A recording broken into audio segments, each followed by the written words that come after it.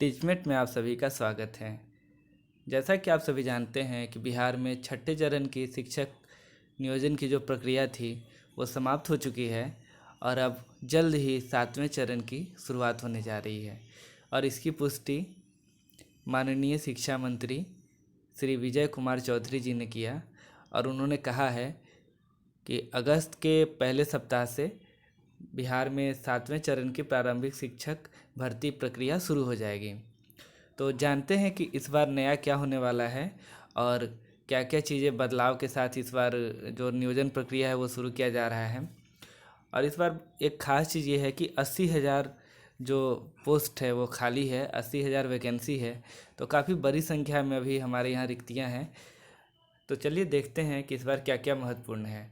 आप यहाँ देख सकते हैं कि इस पेपर में आज से कुछ ही दिनों पहले यह आया था कि छठे चरण की समाप्ति के बाद अब सातवें चरण की नियुक्ति की तैयारी शुरू कर दी गई है और लगभग 80,000 पदों पर शिक्षक नियुक्ति प्रक्रिया शुरू होगी और इसमें कुछ बदलाव भी किए जाएंगे, उसे हम आगे देखेंगे। चलिए देखते हैं कि इस बार क्या क्या चीज़ महत्वपूर्ण रहने वाला है। तो इस बार 80,000 जो रिक्तियां हैं वो खाली हैं कक्षा 1 से 8 के लिए। और इसके लिए जो आपकी न्यूनतम योग्यता होगी वह इंटरमीडिएट 1 से 5 के लिए और स्नातक डिग्री यानी ग्रेजुएशन कक्षा 6 से 8 के लिए। साथ ही साथ आपको ट्रेंड होना चाहिए, यानी आप डीएलएड या बीएड की डिग्री आपने किया हो। और साथ ही साथ आप सीटीईटी या बिहार टीईटी में पेपर 1 और पेपर 2 यानी अगर 1 से 5 के लिए आप भर रहे हैं तो पेपर 1 में, और अगर आप 6 to 8 के लिए अगर अप्लाई करना चाहते हैं तो पेपर 2 में आपको पास होना चाहिए। तो ये सारी चीज़ कम से कम आपकी होनी चाहिए। अब देखिए इसमें जो नया इस बार होने जा रहा है ये है कि आप 2020 में नई नियमावली लागू हुई है तो उसके अनुसार ये अब नियुक्ति होगी। इससे पहले दूसरी नियम के आधार पे नियुक्ति हो रही थी, जबकि इस बार 2022 में जो नियुक्ति होगी वह 2020 के नियमावली के अनुसार टीचर का, शिक्षकों का नियोजन किया जाएगा।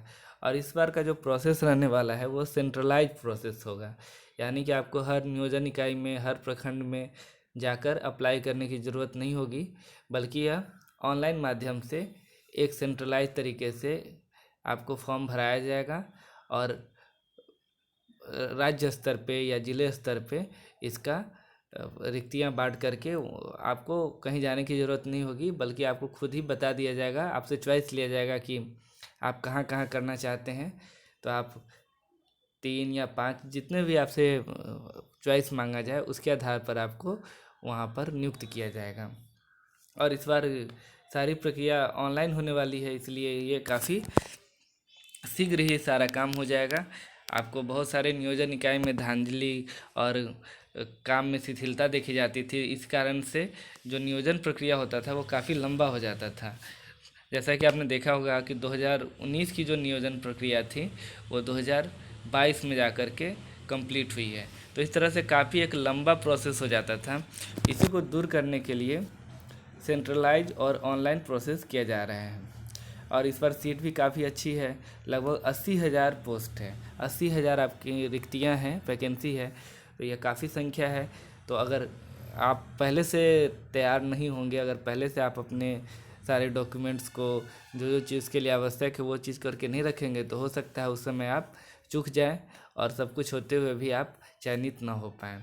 तो इसलिए चलिए देखिए कि इसके लिए क्या क्या चीज़ की ज़रूरत है। अगर आप पेपर 1 की तैयारी कर रहे हैं, यानी कि आप कक्षा 1 से 5 की शिक्षक बनना चाहते हैं, तो आपको सीटीईटी का या बिहार टीईटी का पेपर फर्स्ट पास होना चाहिए, जिसमें अगर आप जनरल कैटेगरी को छोड़ के किसी अन्य कैटेगरी से हैं तो 82, और अगर जनरल हैं तो 90, और महिला किसी भी वर्ग की हो तो उसको 82 से या 82 या उससे अधिक नंबर होना चाहिए।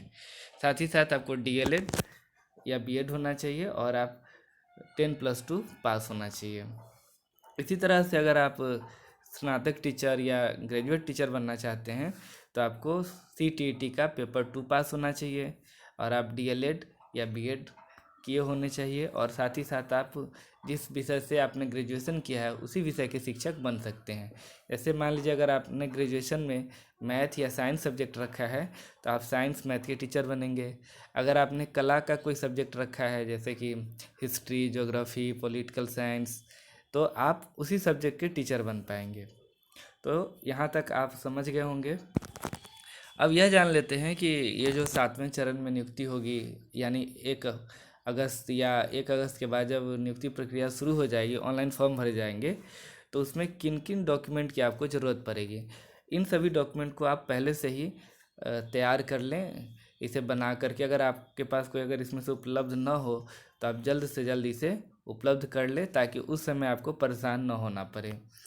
और इसके लिए क्या क्या है, तो जैसे अगर आप पहले से 5वीं कक्षा के शिक्षक बनना चाहते हैं, यानी कि प्राथमिक विद्यालय के शिक्षक बनना चाहते हैं, तो आपके पास मैट्रिक का मार्कशीट और उसका ओरिजिनल सर्टिफिकेट ये होना चाहिए। और दूसरा इंटरमीडिएट का मार्कशीट और उसका ओरिजिनल सर्टिफिकेट यानी मूल प्रमाण पत्र होना चाहिए। और साथ ही साथ CTET का पेपर 1 का मार्कशीट और उसका सर्टिफिकेट। ठीक, इसी तरह से अगर आप 6 to 8 के टीचर बन रहे हैं तो इसके अलावा आपको पेपर 2 CTET पेपर 2 का अंक पत्र और प्रमाण पत्र, और BEd या DLEd का प्रमाण पत्र, और साथ ही साथ BA या BSc या BCom आपने जो भी किया हो उसका मार्कशीट और उसका ओरिजिनल सर्टिफिकेट ये होना चाहिए। इसके अलावा आपको आवासीय प्रमाण पत्र की ज़रूरत पड़ेगी। अगर आप रिजर्व कैटेगरी से आते हैं तो आपको जाति प्रमाण पत्र, EWS या नॉन क्रीमी लेयर ये सब आपको बनवाना होगा। तो आप अभी से इसे बनवा के रख लें, क्योंकि ज़्यादातर जो इसमें डॉक्यूमेंट है इसकी वैधता 1 साल ही होती है। तो हो सकता है उस समय तक आपकी वैधता समाप्त हो गई हो और आपको परेशान होना पड़े। तो आप अभी से बना के रख ले, ताकि अगर इस साल के अंत तक भी वैकेंसी आती है या डिले भी हो जाती है तो आपके पास वो सारी चीज़ें उपलब्ध होंगी। इसके अलावा आप आधार कार्ड और पासपोर्ट साइज फ़ोटो भी रख लें। अब यहाँ आप देखते हैं कि इस बार जो मेधा सूची बनेगी, मेरिट लिस्ट बनेगा, वो किस तरह से होगा। तो अगर आप मूल कोटि यानी बेसिक ग्रेड में 1 to 5 के टीचर बनेंगे तो आपके मैट्रिक के परीक्षा में जितने प्रतिशत अंक प्राप्त हुए हैं और इंटर के परीक्षा में जितने अंक प्राप्त हुए हैं, प्रतिशत अंक प्राप्त हुए हैं, और ट्रेनिंग में यानी DLED में आपको जितने अंक प्राप्त हुए हैं उन तीनों को जोड़कर उसमें 3 से भाग दिया जाएगा। उसी तरह से अगर आप 6 to 8 के टीचर बनना चाहते हैं, स्नातक कोटि के शिक्षक बनना चाहते हैं, तो आपको ग्रेजुएशन लेवल में आपने जितने विषय को पढ़ा है सभी विषय का अंक को जोड़ करके आप उसका प्रतिशत निकाल लें, और साथ साथ उसमें प्रशिक्षण में आपने जो अंक प्राप्त किया है उसका प्रतिशत, और दोनों का 2 से भाग कर दें। इस तरह से यहाँ निकाला जाएगा। आप यहाँ आसानी से इसको समझ सकते हैं।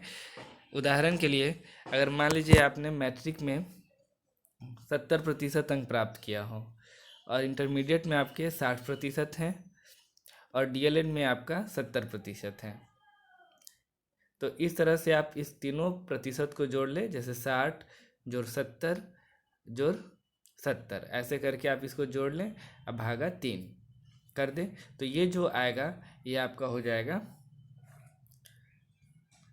मेधांक।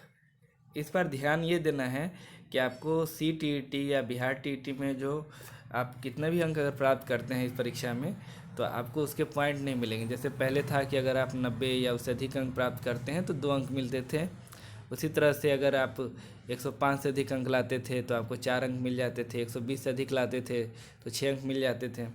लेकिन इस बार इन सभी चीज़ों को हटा दिया गया है, केवल आपको मैट्रिक, इंटरमीडिएट और DLED का अंक मतलब प्रतिशत अंक को जोड़ के उसे 3 से भाग कर दीजिए।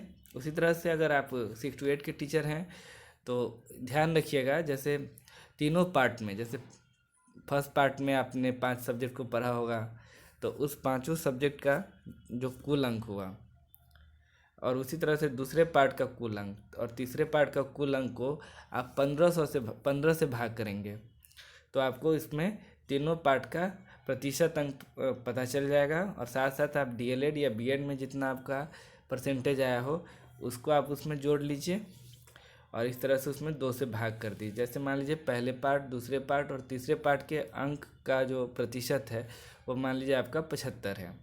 और इसी तरह से अगर आपका डीएलएड में 70 है तो 75 + 70 भागा 2, ऐसे आप इसको करेंगे। तो ये चीज़ यहाँ ध्यान रखनी है। तो इस बार काफ़ी फास्ट प्रोसेस होने जा रहा है और काफ़ी खुशी की बात है। इस नियोजन प्रक्रिया के लिए काफ़ी अभ्यर्थी लोग आप देखे होंगे कि पटना में प्रदर्शन भी कर रहे थे। इन सब के बाद ही शिक्षा मंत्री ने यह आश्वासन दिया था कि यह प्रक्रिया जो है वह अगस्त में शुरू हो जाएगी। तो आप अभी से तैयार हो जाएं और आप सतर्क रहें ताकि आप उस समय बेहतर ढंग से इसमें शामिल हो। Best of luck. इस वीडियो को देखने के लिए धन्यवाद।